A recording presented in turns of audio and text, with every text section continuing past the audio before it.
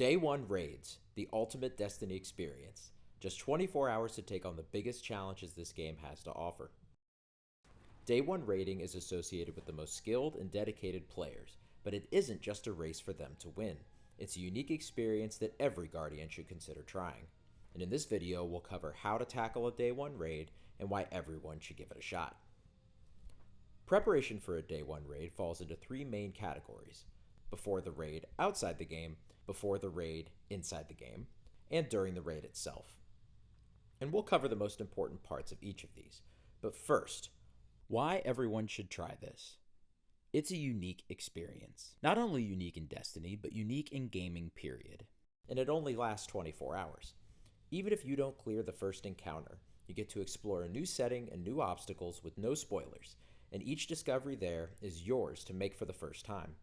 And your odds of making some progress are higher than ever because Bungie has made it more accessible.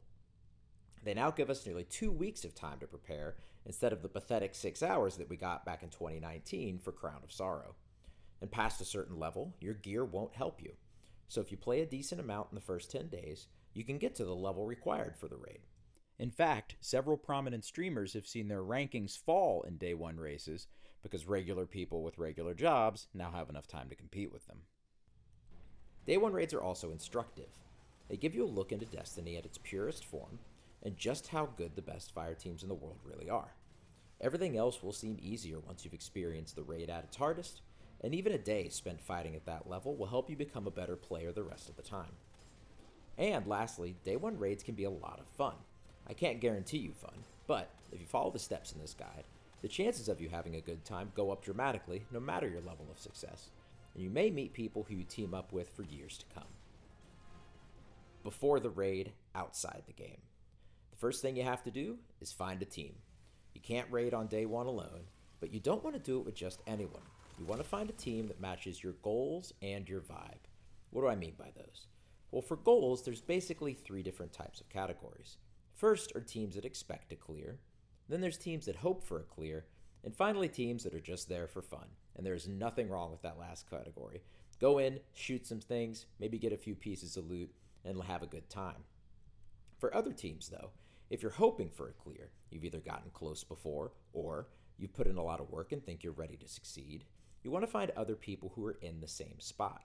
You don't want people taking it less seriously than you, but you don't want people taking it too much more seriously either, who may be disappointed if you don't get there.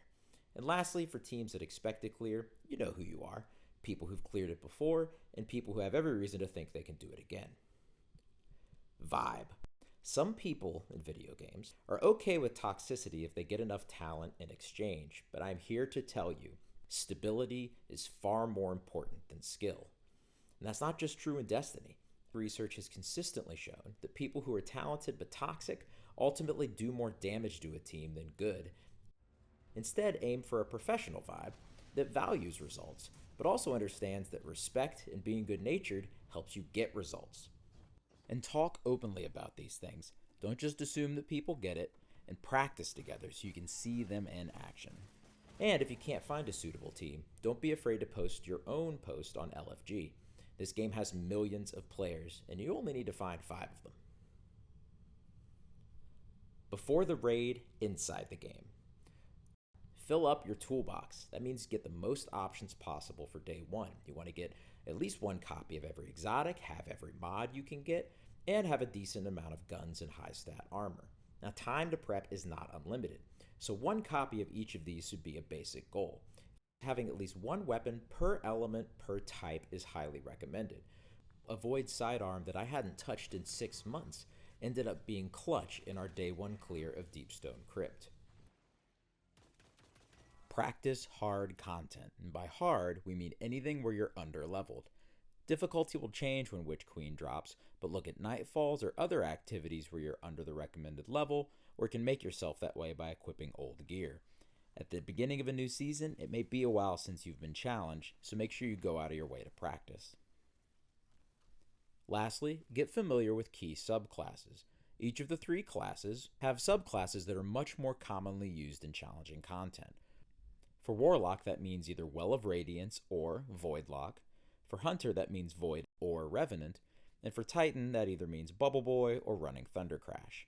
If you aren't familiar with these, run a strike or two on each at a minimum before day 1, because you may end up switching away from your preferred class during the raid. Now, if you only have one character instead of 3, that's fine, but make sure you know it very well. Now, what should you do during the raid? The first and most important thing to do is establish a friendly vibe. Destiny is a team sport, and successful teams look out for each other. If the team or anyone on it is struggling, you'll need ideas to solve that problem, not judgment. Everyone will make mistakes, everyone will die, everyone will cause a wipe. And remember that it's nothing personal to have to make an adjustment. Don't be afraid to ask for advice from somebody on your team who's doing well, or even look up online to see how streamers have tackled a challenge if that's something you're comfortable with. And keeping this positive attitude becomes 10 times more important once everyone starts to get tired. You want to be healthy during the raid. Now you may think, what, did I just accidentally click on a wellness YouTube channel? No. But 24 hours is a long damn time to stay awake. Make sure you've slept enough and stayed hydrated enough in the days before the raid, and on the day itself that you're eating stuff that will keep you full without making you tired, and you're taking it easy on things like caffeine until the latter half of the raid. Now, you probably want some advice about how to push buttons. This is a video game after all. So, a few areas of importance there. Play your life. That doesn't mean you hide behind a rock the entire time, but it's better to be a bit too careful than a bit too dead. You can get more aggressive as you get used to each encounter, but let that happen naturally. Also, play your loadout. Whatever you choose to spec into, whether it's a particular set of weapons or mods or exotic armor, lean into that. When we get stressed, we tend to revert to our instincts, and that can mean forgetting a strategy we've developed, especially if it's a new strategy designed for a new challenge. But don't just fire the biggest gun at the biggest enemy. Every loadout has a strength, so make sure you take advantage of yours. And lastly, communication is key. If you've ever played sports at a competitive level or watched people who do so up close, the first thing you'll notice is how much they talk to each other. The same is true in the most highly trained parts of the military. Small signals and call-outs not only provide useful information, but reinforce the importance of teamwork. Don't wait until something goes wrong to talk. If you have an idea, go ahead and share it. You may be afraid of the response, but a friendly vibe will help counter that problem. During our day 1 raid on Deepstone Crypt, I actually suggested using Leviathan's Breath at one point, and I was good-naturedly made fun of for it.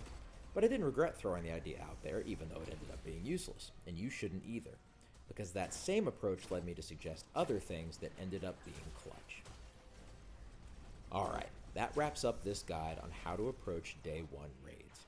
I hope you've gotten some useful information from this video. If so, please like and subscribe, and good luck out there on March 5th. My fire team will be jumping into the raid right when it launches, and I hope you do too.